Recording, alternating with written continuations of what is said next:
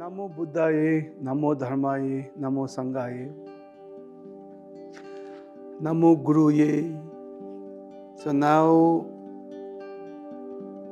we will talk about the Jewel Ornament of Liberation by Gampopa. There are 21 chapters, so today we are in this chapter 7, Loving Kindness and Compassion.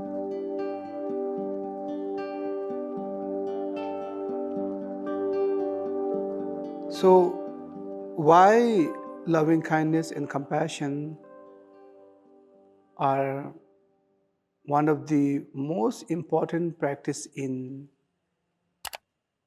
Bodhisattva or Mahayana? Because in this Mahayana, Bodhisattva, we are emphasizing the importance of bodhicitta. So, what is this bodhicitta? The bodhicitta is this wish to all the sentient beings to be, liberated from the samsara of suffering, and wishing to may all sentient beings to be attain liberation, enlightenment. So that is called the bodhicitta. So for all the sentient beings, not only for myself, So now, in order to practice bodhicitta, you need the loving kindness and compassion as a foundation. Without loving kindness, without compassion, it's so difficult to practice the bodhicitta. So that's why the Gampopa here in chapter 7, emphasizing the loving kindness and compassion. So here, some people might be not familiar with what is the difference between loving kindness and compassion. In Tibetan, we call it like a chamba. Loving kindness, 𝘖𝘬𝘯𝘬𝘯𝘵, compassion. So here, Gampopa will explain. So I think I will go through the text. And here the Gampopa also says the loving kindness and compassion is the remedy to being attached to the pleasure of peace. So what is that pleasure of peace? In Tibetan, we call it Shiva. Shiva is more like a liberation for oneself.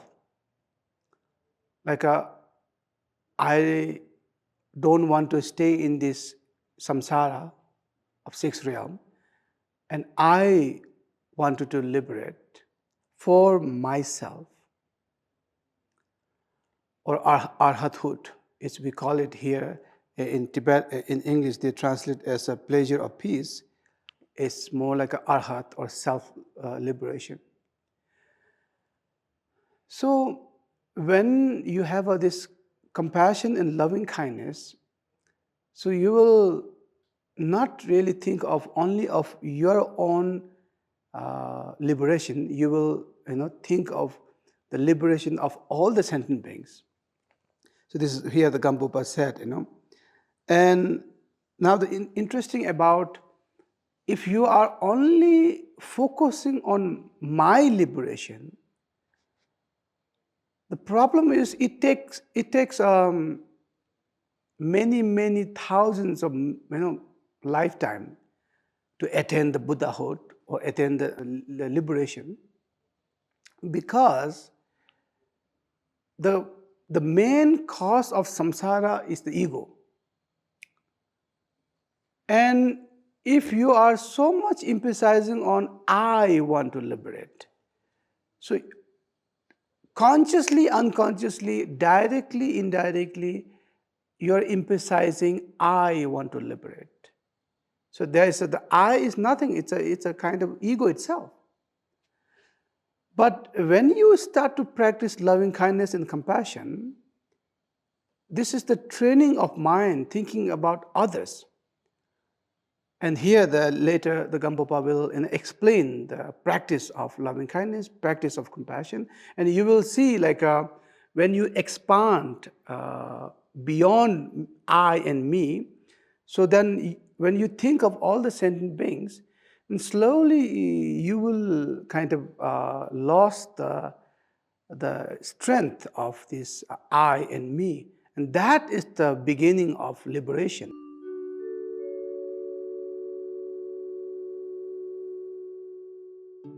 So the first practice of loving kindness. So let me read for you the summary of the explanation of loving kindness. So here, first he will going to explain the loving kindness classification.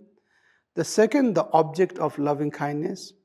And third one, the identifying the characteristic of loving kindness. And then the method of practice of loving kindness.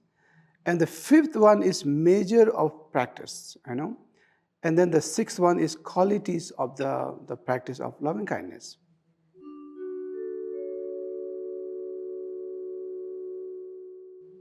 So let's see what are the classification of the loving kindness. So here, loving kindness with sentient beings as its object. The object of loving kindness is the sentient beings, the suffering sentient beings, let's say. The second one is loving kindness with phenomena as its object. The first, the loving kindness is like the sentient beings who are suffering, the real suffering, and arising the loving kindness toward those sentient beings. So the second one is, it's more like it's still the object is sentient beings, but the phenomena here in Tibetan we call 𝘬𝘯, more like all the sentient beings are impermanent. All the sentient beings are kind of, let's say, illusion. So that knowing the sentient beings as an impermanence or illusion, yet still arising this loving kindness toward the sentient beings. So that is called the phenomena as its object. So the third one is slightly much profound. It's more talking about emptiness. So the non-objectified loving kindness, which means that the loving kindness based on emptiness means the Bodhisattva who already realized this ego is emptiness, or I is emptiness, so ego-less, let's say, or everything is emptiness.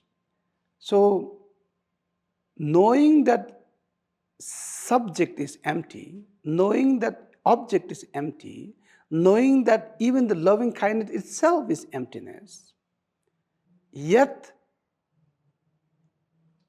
what we call the arising the loving kindness. So that is more like a kind of the Bodhisattva who is above the, let's say, first bhumi. So their kind of loving kindness, and the loving kindness with the phenomena are more like the arhat and their loving kindness, and the loving kindness with the sentient beings, it's a general the dualistic loving kindness. Let try to understand it that way. So I think here the Gampopa is more focusing on this loving kindness with the sentient beings as its object. So the whole, I think the 3 pages are focusing on that loving kindness with the sentient beings as object. So here, the the first type of loving kindness. So what is the object of, so object means who is the object of this loving kindness, is all the sentient beings, from hell realm to hungry ghosts to animal realm, human realm, and all the way to asura and god realm, and include the form and formless. So they are the object of loving kindness. Okay. Now, we already talked about the classification of loving kindness. We already now talked the second, the object of loving kindness. Now the third one, identifying the characteristic of loving kindness. I think that's a very important. The loving kindness here, Gampopa said, a mind that wants all the sentient beings, to meet with happiness. So the characteristic of loving kindness and compassion, loving kindness is more focusing on happiness or joy of sentient beings. So may all sentient beings to be happy and joy, and may all sentient beings have a cause of joy and happiness. So it's more focusing on, let's say, positive, or happiness. So the result of happiness and as well as the cause of happiness. So result is you, and we all know the happiness, joy, no matter in relation, you also want happy, and in career-wise, you also want to be happy, in health-wise, you also want to be happy. So that everything which is going smoothly, let's say, which is really joyful or success, all are happy. So what is the cause of all this happiness? The cause is all the good action, good karma, let's say. And so the loving kindness is focusing on the result of the happiness and then the cause of happiness. And the Bodhisattva is kind of really wishing may all sentient beings happy, and may all sentient beings have a cause of happiness. So that's a loving kindness. Very simple, that kind of intention or that kind of action. So how I can make sentient beings more happy. So that is the identifying the characteristic of loving kindness. Now the fourth one, method of practice. I think that this is the most important part of this, the seventh chapter. So in seventh chapter, you have to divide it into two. One part is the loving kindness part, and the second part is the compassion part. So I think today I will just focusing on the loving kindness part, and in the loving kindness part, the method of practice, that is the most important part that Gampopa is like really focusing and emphasizing. So now see how to practice the loving kindness. Here it says, practice depends on the memory of kindness of all the sentient beings. So recollect the kindness of sentient beings. In this life, your mother has been the most kind. So now see, all of we wish our mother or even father to be happy, and may they always happy, and may they have a cause of all the happiness. So when you think of your dear mother, or like mother whom you really love, so why you love your mother so much? Because the mother give us this life, this body, the physical body, literally, She holds you for 9 months in mother womb. And the whatever the pain she going through, the giving a birth to you. And right after your birth, we are not able to walk or eat, shit, like everything, like mother is protecting us even after the birth, And for many, many years, even sometimes decade, more than decade. So now some mothers, in order to feed us, I saw yesterday in Kathmandu, there was one mother who was bringing her baby in the backside, on her back, and then begging on the street. I don't think that she's enjoying begging, but she have no choice. She have to feed her baby. So same thing with all of us, our parents are working so hard, in order to really to have a good life for their children. And it's the same with your parents. And since when we are a very small baby, for every day and every week and every month and every year. So you can imagine that, and even when you are grown up, they have to even worry about your school fee and your college fee, and even after that, they have to arrange your all the preparation for your marriage, and then even worry the whole life, worry about their children. There's almost like the mothers sometimes they sacrifice everything, even their joy, even their what do we call this comfort, and everything, and they're like almost like a whole life. They're just focused is the joy of or the happiness of their children. So our parents, so the Gampopa here in this the method of the practice of loving kindness. So this is how you have to contemplate that.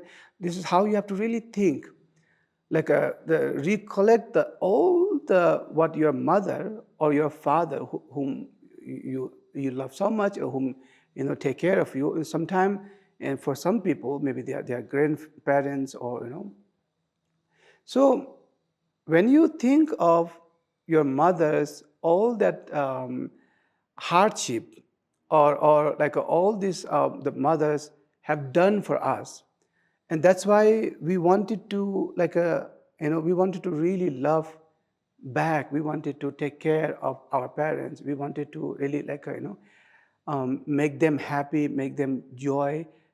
So once you really, you have to really bring back every memory, with your mother, and you really feel so much gratitude toward your mother, and the love and gratitude and respect, So once you start to feel that gratitude and love and care, and your heart will open toward this lifetime mother. So now once you start to have this feeling, strong, let's say, love toward your mother, and strong loving kindness, you really, really wish your mother to be so happy and joy. I don't want my mother to be suffering. I want really mother to be happy for 365 days, and until the end of life. I want my mother to be happy. So that's a loving kindness toward this lifetime mother. Then Gampopa say this is the first step of practicing the loving kindness, the method. Now, once you develop this gratitude and love and loving kindness toward this lifetime mother, then slowly kind of think of this last life mother. So we believe in reincarnation, we believe in karma, we believe in last life. Even you can say the animals, how much that the mother is caring, her son or daughter. You can see, I live in 𝘬𝘯𝘯. Sometimes we call it monkey temple, and I see sometimes the monkey mother is holding, her baby, and really try to protect from everything. And even though you give some banana or whatever, so that she will bring to her son or daughter to feed. So now, you can see that the mother love in animal as well. So the Gampopa here, the method is once you really understand the mother's love to you, and you feel the loving kindness toward this lifetime mother, and then gradually you'll expand that view, not only of this life mother, but also last life mother, and last life mother, and 10 lifetime before mother. So then when you start to expand like, oh, billions of mother, trillions of mother, then you start to think like a countless lifetime, and there must be a countless mother. Wow! And all the mothers, as we receive this lifetime mother's love, and now where are those mothers? Where are my many lifetimes mothers? Some are they are in the hell realm. Some are there in a hungry realm. Some are there in the animal realm. Some are there in a asura realm and god realm and formless. Even in a human realm, they are going through so much suffering. So the Gampopa here is kind of here, the kindness of giving your life. So here, the Gampopa, when he was kind of talking about we have to think of all the what this lifetime mother have done to you, and all the countless sentient beings, once they were also your mother, and at that time they also been through the whole hardship and whole that the same love to give it to you. Now here, when you think of here it says through the power of loving kindness, so you wish your this life mother to be happy, and you really wish her to be happy, and same with the same intention you really like think of all the sentient beings as your mother, and how I can bring a joy and happiness to all the sentient beings, how I can bring the seed of joy and happiness to all the sentient beings. So that is the practice of loving kindness to all the sentient beings. That's a practice. So now the measure of the practice, which means how do I know that my loving kindness is improving? So here the Gampopa said, when one does not desire happiness for oneself, but only for other sentient beings, so that is the perfection of the practice of loving kindness. So I think that this is also, it's a measurement. You can measure your own loving kindness practice. Let's say if I am very selfish, I'm always thinking about myself. But after practicing loving kindness, or let's say I'm just only thinking about this lifetime mother, or only my small home. After practicing loving kindness, so you start to really see that all sentient beings are your family. Not only this lifetime family, but all the sentient beings are my family. And then slowly, like what we call this selfishness, slowly decreasing, and you're always thinking about happiness of other sentient beings, not only few, but all the sentient beings. So then you can say, Gampopa said, and your loving kindness, practicing the perfection of the practice of loving kindness. So that's, I think, really beautiful. The selfish is dissolving, and you start thinking about others. Not others means only few people, but all the sentient beings. Now the final the quality of practice of loving kindness. The quality means here the benefit. Here the Gampopa said, one obtains limitless qualities by practicing loving kindness.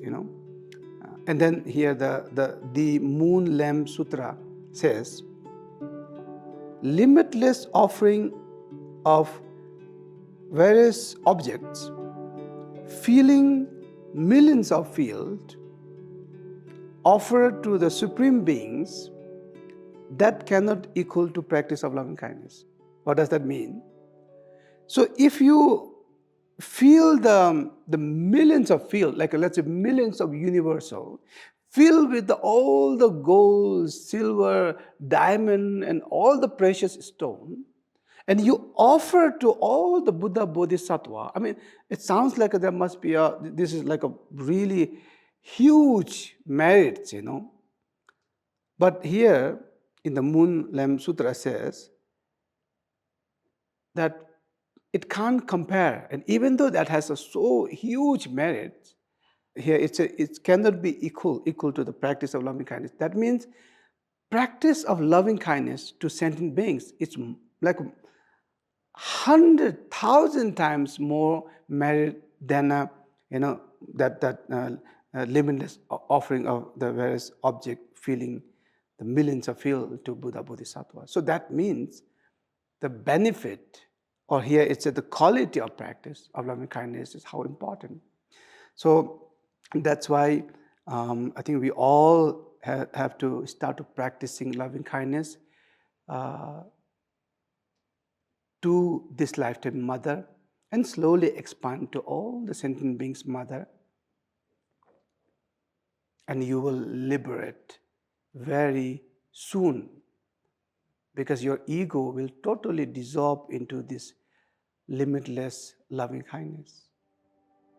Thank you.